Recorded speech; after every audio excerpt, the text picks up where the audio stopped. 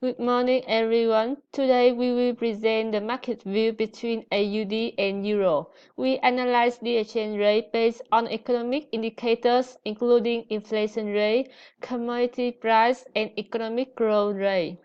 Firstly is the inflation rate. As you can see in the table, the inflation rate of Australia is 2% at the end of 2017, according to RBA. The inflation rate has an increasing trend through 3 years and are forecasted to keep rising in the future. There are some reasons that lead to the increase. Firstly, according to RBA, the governor and treasurer have agreed that the approved target for the monetary policy is between 2 and 3% of inflation rate on average over time. This is a sufficient inflation rate that does not materially distort economic decisions in the community. Secondly, the utilities price also increase in the next few years, according to RBA. Therefore, it will cause the rise of the business cost that can put pressure on the product price. Comparing with Australia, European Union has a lower inflation rate which accounts for 1.1% on February 2018, according to Eurostat, and are forecasted to increase slightly to 1.6% at the end of 2018, according to European Commission. At the beginning of 2017, the inflation rate of EU increased significantly, which was the highest within 4 years. It was affected mainly by oil price, according to John and Wastow. And after that, the inflation grows slower due to the decrease of oil price. Moreover, the economy is growing strongly and appears to have the momentum to shake off any political instabilities. The Spanish government took over the once autonomous regional government of Catalonia after separatists declared independence, according to Pensation. So under the purchasing power parity theory, the change in the exchange rate between countries' currencies is determined by the change in their relative price level locally. That means when Australia has higher inflation than EU, the price of products will also be less competitive, which leads to the increase of demand for import. There are also more supply for AUD and supply curve will shift to the right. In contrast, the demand for export as Australia's price will decrease. Thus, there will be less demand for AUD that makes the demand curve shift to the left. Therefore, the AUD will depreciate against the euro. Moving on to the next exchange rate determination, which is commodity prices. Commodity is essentially anything that is purchased or sold. When the commodity price increases globally, the importer will have no choice to choose over the suppliers, since the price increase is a worldwide phenomenon. This will increase the value of export, thus the demand of domestic currency and its value. Australia is one of the largest exporters for iron ore. From the data shown from Austrade on the screen, iron ore and concentrate was accounted for 16.8% of the Australian export in the year of 2016-2017. For this reason, Australia exchange rate is also affected by the global price of the export.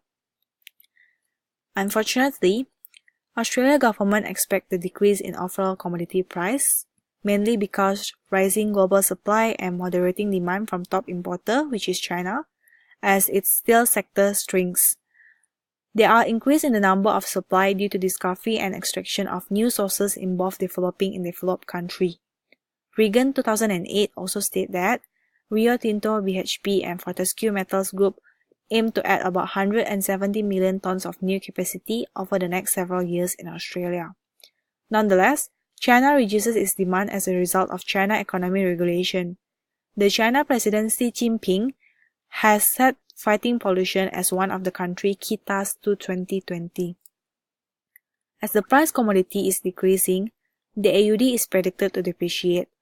The Australian dollar remains under pressure as the trade war speculation swirls.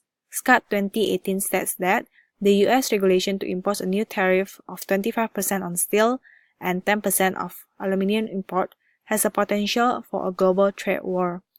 A full scale of trade war is not good for global growth and risk sentiment. It contributes to the Australian underperformance against the euro. Other economies said it will only have a small impact on Australia, as the country is not a large exporter for these both products. Moving on to the euro, euro has an increasing amount in the number of export, as can be seen from the data from Eurostat here. The main export will be from machinery in vehicles. Euro has not been impacted by the trade war, given that US has given euro until 1st of May to negotiate permanent exemption on tariff. The share of steel and aluminium in overall Eurozone export is also small. In addition, there is an increase in demand of European butadiene. This lead to spot export price increase. Europe has also benefited from the reduction in iron ore price. According to Workman 2018, Europe is the second largest importer of iron ore, accounted for 10.6% in 2016. Thus, it is predicted that AUD will depreciate relative to euro, or it can also be said that euro will depreciate against the AUD. The final exchange rate determination is the economic growth rate. First, begin with Australia. All of the information recorded in this part are referred to the Reserve Bank of Australia. The first factor is the trading partner. The potential growth rate in the number of major trading partners have been lower than their long-term average, which are expected to decrease slowly over 2018 and 2019. There are two reasons, which is because of the longer run factors of China, Japan, and Korea, and also because the growth in the capital stock and productivity has been slowed. In conclusion, Australia will experience higher economic growth than its major trading partner. Their income and aggregate demand, including demand for importing goods and services, will be growing at faster rate. This will increase the supply of AUD in the foreign exchange market, which shifts the supply curve to the right, and on will result in a decrease in exchange rate for AUD. The second factor is the wage growth. The larger than expected increase in the minimum wage that has provided a boost to the wage growth, which is then expected to pick up gradually over 2018 and 2019. However, the uncertainty about how the wage growth will translate into the wage pressure as spare capacity in this economic labor market decline further. Less capacity mean unemployment in the future, mean inflation could rise more quickly in the next couple of years, and this could lead to the monetary policy will be tighter than expected in some advantaged economy, and would typically result in a depreciation of Australian dollar. The final factor is the GDP growth. The GDP growth in the economy is expected to increase gradually to be around 3% in the first half of 2018. The contribution factor is the thrust from the falling mining investment come to end, and the ramp up in resource export, especially the LNG production, which are expected to contribute almost half percentage point to the GDP growth per year between 2017 and 2019, which in conclude the AUD exchange rate will depreciate. About the euro area, we can see that the GDP is predicted to fall slightly from 2.2% to 1.9%, and the net export after rising in 2016 to 2017 has shown a downward trend from 2018 to 2019, meaning there is a decrease in demand for foreign market and its exchange rate will rise up.